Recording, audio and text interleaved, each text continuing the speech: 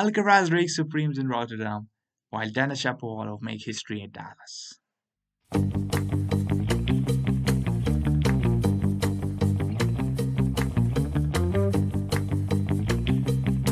Hello everyone, it's your boy Tennis Maverick back with another YouTube video, back with another TENCAST episode. Sorry, this episode is a day late, but due to some technical difficulties, we were not to upload it yesterday. But here it is, enjoy. First of all, let's talk about Rotterdam. That was the tournament which started off with a very stacked players, stacked draw, amazing players, but the finishing was not that good.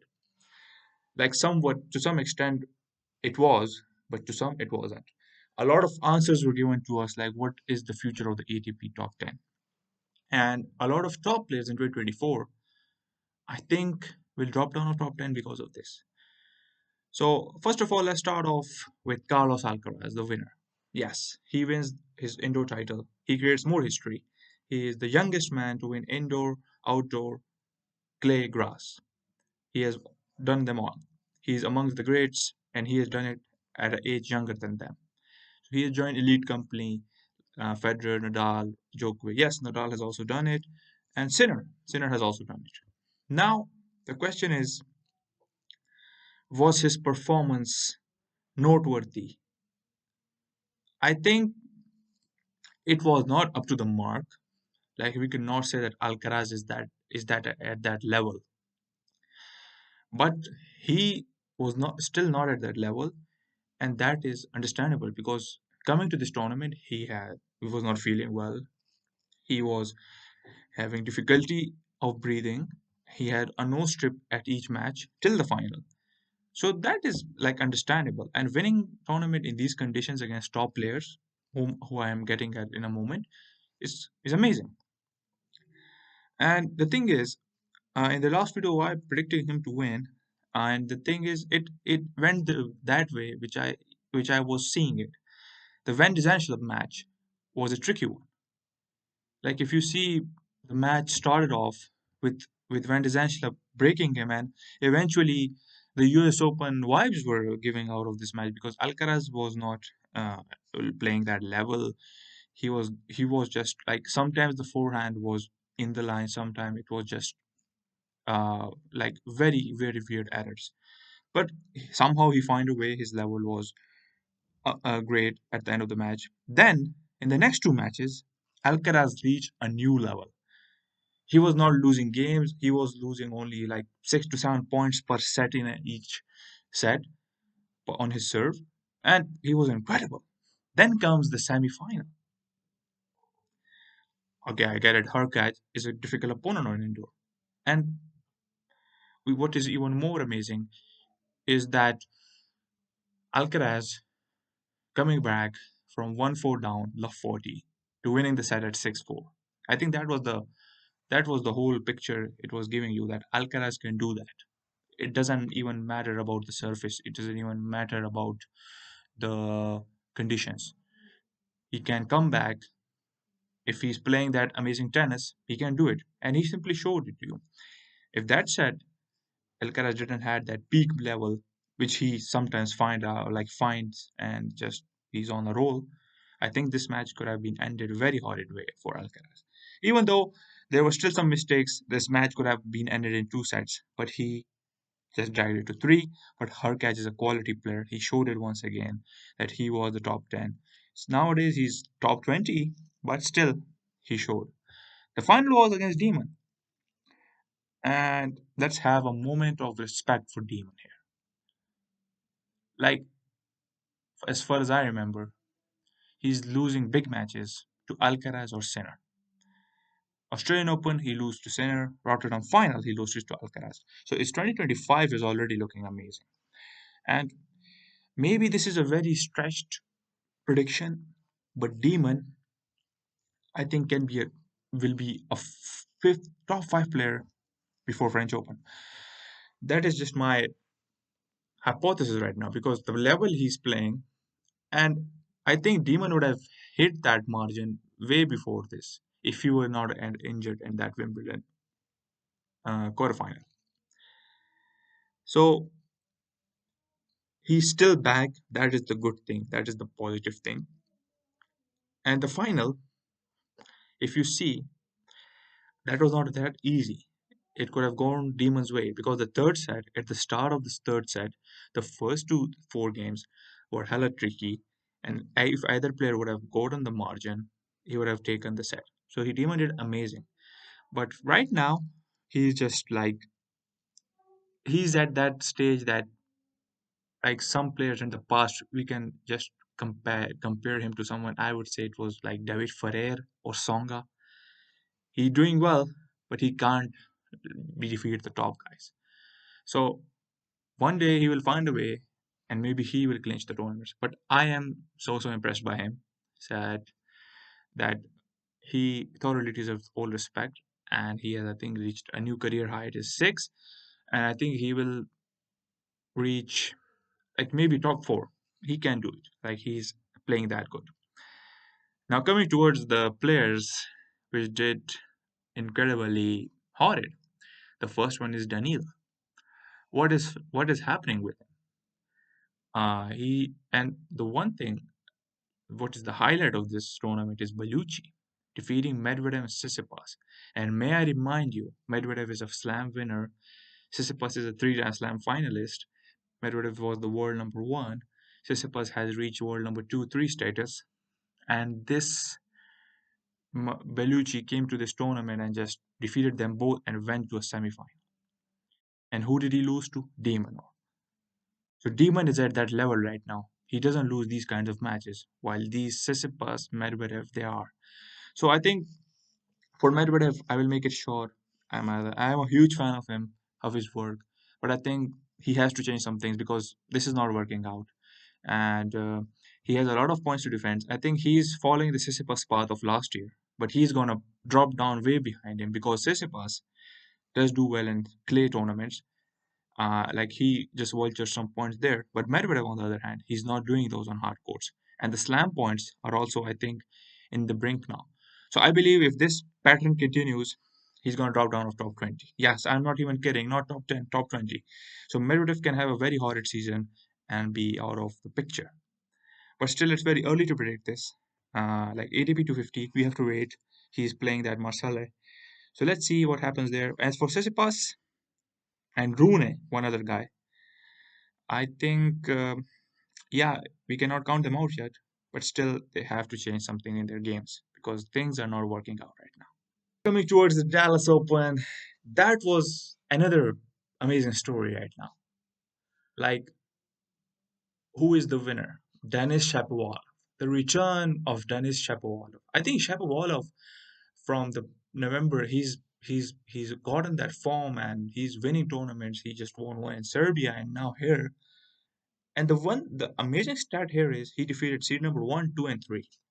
Not in the like consecutive or not chronological, but like the win of this tournament is amazing because let me tell you his opponents. The first one is Kikmanovic, the man who made Australian Open round of 32, faced Rune and was on the brink of making the round four. Taylor Fritz, Taylor Fritz, the American number one, world number four, seed number one at this tournament. He defeats him and he came back from one set to love. That was an amazing match. If you have missed that, please watch the highlights. How did Dennis win that match? And for Fritz, yeah, I have to talk about Fritz here. I talked about Medvedev, Tsitsipas, etc. Fritz will be here in the top 10 status till the US Open. But then he's going to follow the same path. He's having those points, but he's going to go that way. I think is, yeah, people will be like, you are just this and that. Yeah, I know he's having those points. Medvedev also had that. Medvedev, after losing that Australian Open early exit, look what has been done to him. He's number eight right now. And the one thing is that like they have to improve some things. Fritz has, like I'm not saying, but Fritz has to still some amazing damage. Like this was the tournament he should have won to pretty much solidify his status as the world number four. Then there would have been no arguments, nothing. But right now, after these types of losses, they create arguments that whether he is that caliber player. And I think the top 10 at the end of the season is going to be such a reshuffle. And I think all the guys we were predicting in 2024, I think it's not happening besides the two, three guys, because the level of play out of the other guys who are not even top 50 right now, they're amazing right now. Bellucci, T, and Fonseca. And Shapo, I think with this win, he is back into top 32 seeding spot. It's very good. So, in my opinion, for Medvedev, Tsitsipas said, for Fritz also, like the upcoming is Dudley Beach, who he's defending two-time champion. He has to make that mark here. So I believe that these tournaments are good for your confidence, but still, Rotterdam, Dallas, these were the perfect picture tournaments. Even if you made the final, that would have been okay. Coming to the opponents, Shapo defeated Mahach in quarterfinal. Thomas Mahach is, may I remind you, people were saying he's defeating Djokovic in Australia. He was that level of player. And who did he defeat? The defending champion Tommy Paul in straight sets.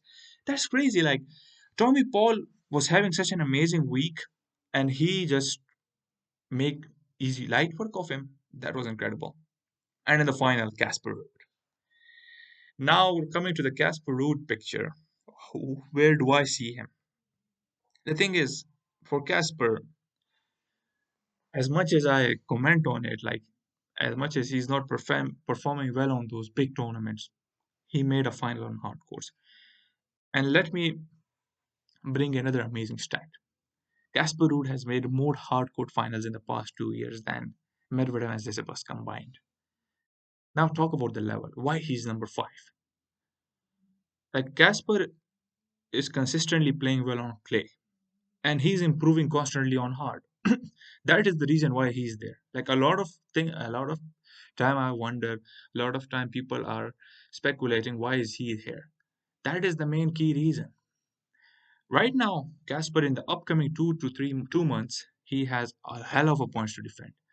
But that's all discussion of after Roland Garros. Before his, we never know. Like he's made the Dallas final. What if he wins Acapulco or something? If he wins, that is just like we don't know. So Casper is that kind of player, and Casper also I think having breathing issues. He was having that nose strip on each match.